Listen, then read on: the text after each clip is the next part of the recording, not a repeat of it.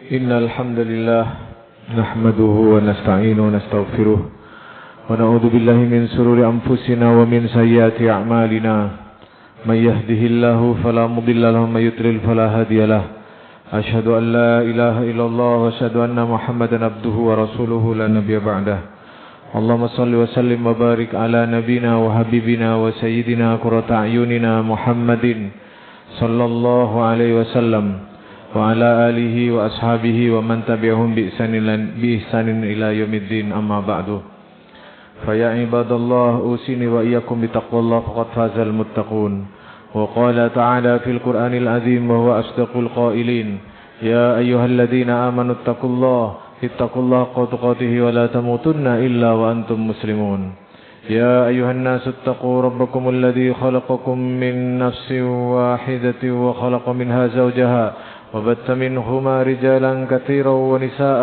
واتقوا الله الذي تساءلون به والأرحام إن الله كان عليكم رقيبا يا أيها الذين آمنوا اتقوا الله وقولوا قولا سديدا يصلح لكم أعمالكم ويغفر لكم ذنوبكم ومن يطع الله ورسوله فقد فاز فوزا عظيما وقال رسول الله صلى الله عليه وسلم اتق الله حيثما كنت وأتبع السيئة الحسنة تمحها وخالق الناس بخلق حسن صدق الله العظيم وصدق رسوله النبي الكريم ونحن على ذلك من الشاهدين والشاكرين والحمد لله رب العالمين. Hadirin jamaah Jumat yang dirahmati Allah SWT, suatu ketika Rasulullah bersedih karena saat itu ketika beliau di kota Mekah, wahyu yang biasanya turun, beliau yang biasanya dibersamai oleh malaikat Jibril dalam keadaan suka maupun duka, beberapa hari malaikat Jibril tidak kunjung hadir, yang itu artinya juga sudah beberapa hari beliau tidak menerima wahyu dari Allah SWT. Dalam satu riwayat hingga 40 hari. Dalam suasana seperti itu, kemudian orang-orang Mekah mengejek Rasulullah SAW. Orang-orang Mekah menghina Rasulullah SAW. Bahkan ada satu istri dari Abu Jahal, dia berkata, namanya Ummu Jamil, dia berkata, ma ra'a syaitonaka Muhammad illa tarakaka. Aku tidak melihat setanmu lagi Muhammad. Mungkin setanmu itulah telah meninggalkanmu. Yang dimaksud setan oleh Ummu Jamil itu tentu adalah malaikat Jibril atau siapa entah, atau Allah Subhanahu wa taala. Tentu itu adalah hinaan kasar luar biasa. Nabi bersedih bukan karena hinaan itu, tapi Nabi khawatir beliau itu ditinggalkan oleh Allah SWT. Beliau khawatir peristiwa atau masa kenabian sudah selesai. Maka turunlah surah firman Allah SWT kepada beliau, yaitu surah Ad-Duha ayat 1-11. Maka dalam khutbah ini saya izin memberi tema dengan judul Hapus Duka dengan surah Ad-Duha. Karena Nabi pernah dihibur oleh Allah SWT saat beliau berduka. Kita semua sebagai hamba Allah, manusia yang hidup di muka bumi dengan segala karakter, tabiat dan fitrah, dan juga tabiat dunia ini, yang para ulama menyebut dengan dunia ini sebagai darul bala, atau dunia penuh yang penuh ujian, negeri yang penuh dengan ujian. Kita pasti di antara perjalanan hidup ini bukan hanya suka dan senang saja, tapi juga ada duka. Bukan hanya nikmat saja, tapi juga ada ujian, yang itu berimplikasi pada kita mengalami kesedihan. Mudah-mudahan kita mengambil hikmah dari surah Ad-Duha ini, kita bisa menghibur diri kita sebagaimana Rasulullah dihibur oleh Allah SWT. Bismillahirrahmanirrahim. Ad-Duha wal laili idza saja. Ad-Duha. Kenapa Allah SWT mendahulukan dengan waktu duha, lalu kemudian diikutkan dengan waktu malam? Menurut para ulama, salah satu ahli tafsir yaitu Imam Fakhruddin Ar-Razi, beliau berkata, karena dalam surah Ad-Duha ini Allah ingin menjelaskan tentang suasana akhirat sebagaimana gambaran suasana duha yang kita alami sehari-hari. Dunia ini seperti malam, sebuah kegelapan di waktu manusia istirahat. Dunia ini sebenarnya tidak terang-terang amat. Dunia ini penuh kerisauan dan kesedihan. Dan orang-orang yang sedang bermalam, lalu mereka bangun dari tidurnya, mereka mendapati siang yang cerah. Maka ad-duha wad-duha wal-laili idza saja, demi waktu duha dan demi waktu malam yang telah menutupi, maknanya adalah Allah ingin mendahulukan surah ad-duha atau waktu duha, menggambarkan bagi orang mukmin itu masa depannya itu mirip seperti waktu duha. Ada kecerahan, ada momen bangun dari kegelapan. Ma wadda'aka rabbuka wa ma qala. Tidaklah Tuhanmu meninggalkanmu, juga tidak pula membencimu. Ini jawaban langsung dari Allah SWT secara kontan ketika orang-orang kafir Quraisy Mekah menuduh Rasulullah ditinggalkan oleh malaikat Jibril dan ditinggalkan oleh Allah SWT. Maka Allah memberikan garansi bahwa Allah tidak pernah meninggalkan Rasulullah SAW. Meskipun secara dohir wahyu seperti seakan-akan tidak turun. Meskipun secara dohir kenyataannya, faktanya malaikat Jibril beberapa hari tidak hadir menemui Rasulullah dan membiarkan Rasulullah ada dalam cacian dan hinaan orang-orang Mekah. Tapi tidak ada hubungannya dengan Allah meninggalkan Rasulullah SAW. Tidak ada hubungannya dengan Allah membenci Rasulullah SAW. Saudaraku yang dirahmati Allah SWT, ini juga bisa jadi pelajaran buat kita bahwa ujian itu, nikmat ataupun ujian, sama sekali sebenarnya tidak ada hubungannya dengan apakah Allah sedang membenci atau sedang suka dengan kita. Dalam surah yang lain, surah Al-Fajr, Allah kemudian menyindir atau mencela orang-orang yang menjadikan keadaan senang maupun duka sebagai ukuran bahwa Allah sedang jauh atau dekat. Allah SWT berfirman, فَأَمَّا الْإِنسَانُ إِذَا مَا ابْتَلَاهُ رَبُّهُ فَأَكْرَمَهُ وَنَعَمَهُ فَيَقُولُ رَبِّي أَكْرَمَنِ وَأَمَّا إِذَا مَا ابْتَلَاهُ فَقَدَرَ عَلَيْهِ رِزْقَهُ فَيَقُولُ رَبِّي أَهَانَنِ. Ada orang-orang yang mengukur kedekatan dia dengan Allah dengan materi. Kalau dia sedang kaya, sedang diliputi dengan kenikmatan, dia berkata, Allah sedang dekat dengan saya. Tapi kalau dia lagi susah, lagi sedang ujian, dia mengatakan, Allah jauh dari saya. Orang-orang seperti ini dicela oleh Allah SWT. Apa mereka tidak melihat ketika Nabi ditanya, siapakah orang yang paling banyak ujiannya? Kata Nabi, para Nabi. Lalu setelah itu orang-orang soleh. Kalau pakai ukuran orang yang dicela di dalam ayat ini, ketika mereka diuji, mereka berkata Allah sedang meninggalkan saya. Berarti para Nabi itu yang paling banyak ujiannya sedang ditinggalkan oleh Allah. Maka Allah menegaskan, ma wadda'aka rabbuka ma qala. Sungguh Tuhanmu sama sekali tidak meninggalkanmu dan tidak pula membencimu. Walal akhiratu khairul laka minal ula. Sungguh bagi orang-orang mukmin akhirat itu lebih baik. Menurut ulama makna akhirat, makna akhir dalam ayat ini ada dua. Pertama, maknanya adalah negeri akhirat. Tentu jelas bagi orang-orang mukmin tempat terbaiknya bukan di dunia. Bahkan Nabi pernah mengatakan, ad-dunya sijjinun lil mu'minin. Dunia itu seperti penjara bagi orang-orang yang beriman. Bagaimana tidak dikatakan sebagai penjara? Orang-orang mukmin mereka tegas dalam syariat Allah SWT. Kalau ada orang solih, orang mukmin tidak berbuat haram bukan karena tidak mampu. Kalau mereka tidak mencuri bukan karena tidak mampu. Kalau mereka tidak berzina bukan mereka karena tidak mau. Mereka punya syahwat sebagaimana orang yang lain punya syahwat.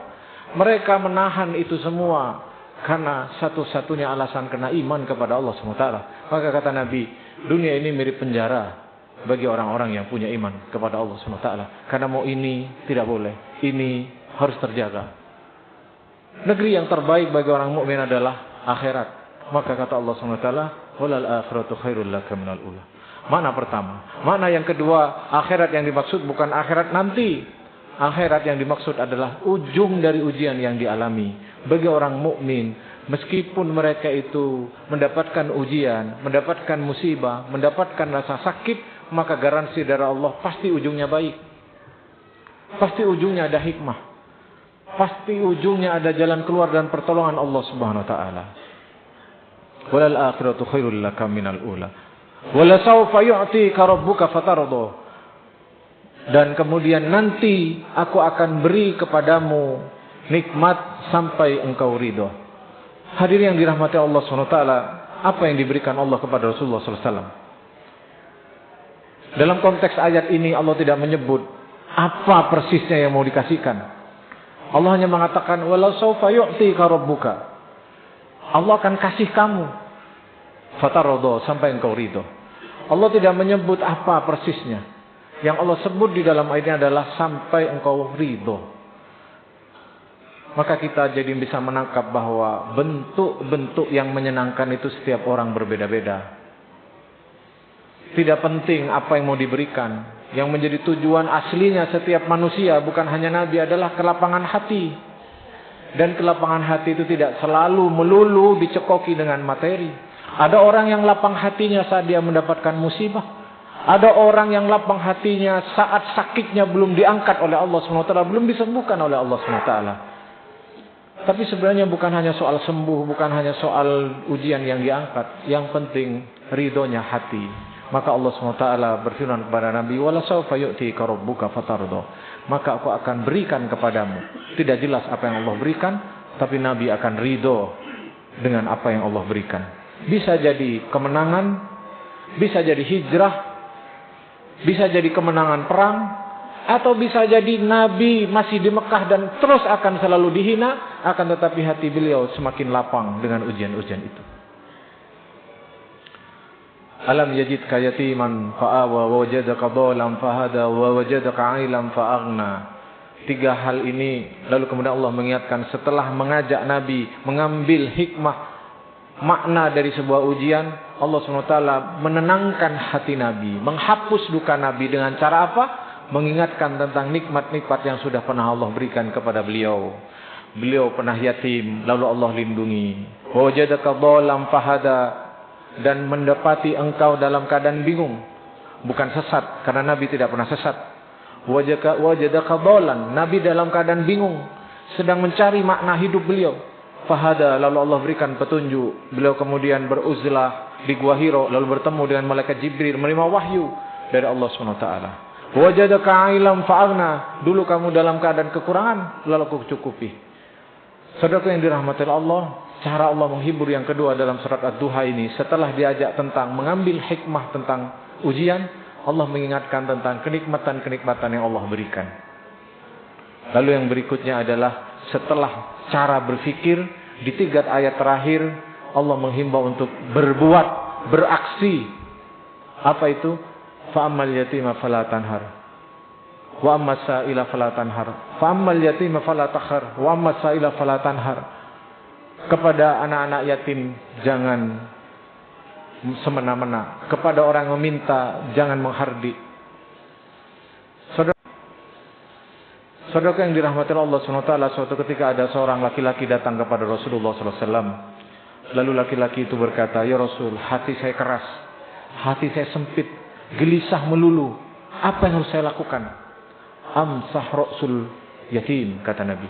Datangnya anak yatim, usap kepalanya. Maksud Nabi apa?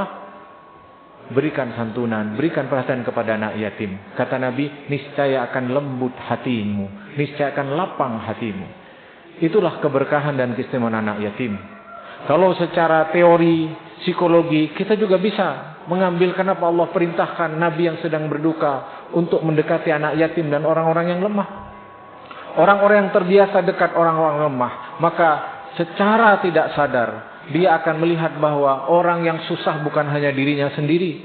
Ketika mereka akrab dengan orang-orang yang lemah, akrab dengan anak yatim, secara sadar atau tidak, dia akan tahu bahwa di dunia ini yang diuji bukan hanya dirinya sendiri. Ada orang lain yang mungkin ujiannya lebih berat. Bayangkan sebaliknya ketika orang-orang menjauh dari anak-anak yatim, menjauh dari orang-orang lemah, maka ketika dia ditimpa dengan ujian, dia akan menganggap dirinya orang yang paling menderita di dunia. Dan itu menambah kesusahan yang dia alami. Dan Allah tutup ayat ke-11 dengan firman-Nya, "Wa amma bi ni'mati rabbika fahaddits." Adapun dengan nikmat yang Allah berikan kepadamu, ceritakan kepada orang lain. Tidak hanya menceritakan kesusahan, tidak hanya menceritakan penderitaan.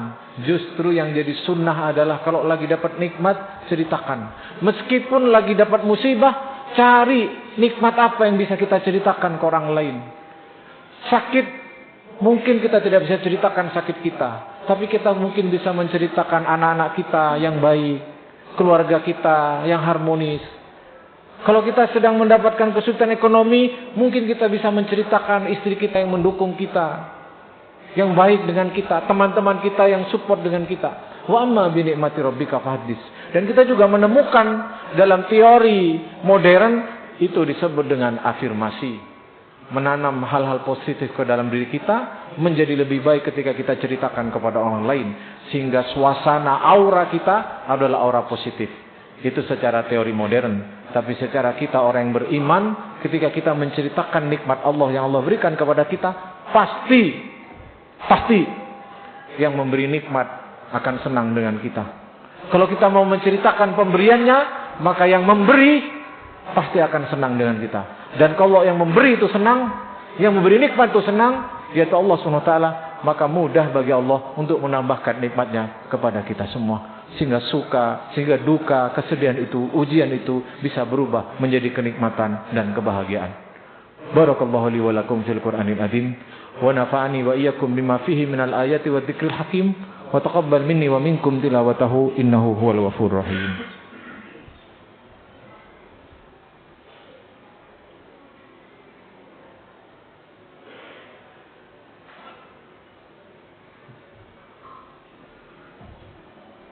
Alhamdulillahilladzi hadana li hadza wa ma kunna linahtadiya laula an hadanallah walaula fadlullahi wa rahmatuhu ma zaka minkum min ahadin abadan walakinallahu yuzakki man yasha'u wallahu samiun alim. Asyhadu an la ilaha illallah wa asyhadu anna Muhammadan abduhu wa rasuluhu la nabiyya ba'dah. Allahumma shalli wa sallim wa barik ala sayidina Muhammadin wa ala alihi wa ashabihi wa man tabi'ahum bi ihsanin ila yaumiddin amma ba'du.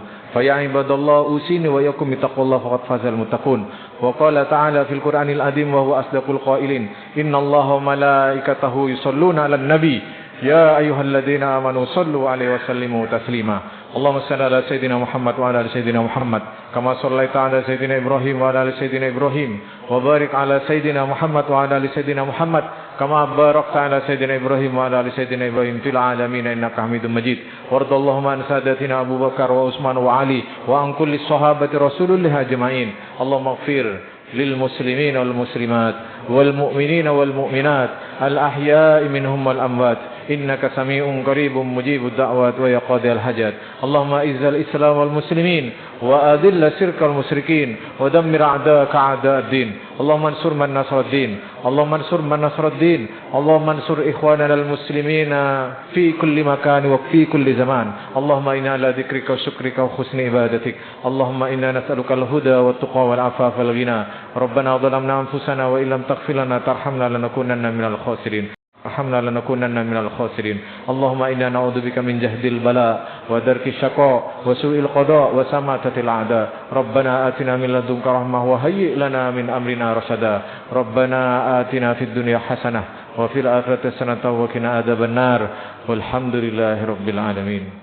عباد الله إن الله يأمر بالعدل والإحسان وإيتاء ذي القربى وينهى عن الفحشاء والمنكر والبغي يعظكم لعلكم تذكرون ولذكر الله أكبر. أقيموا الصلاة.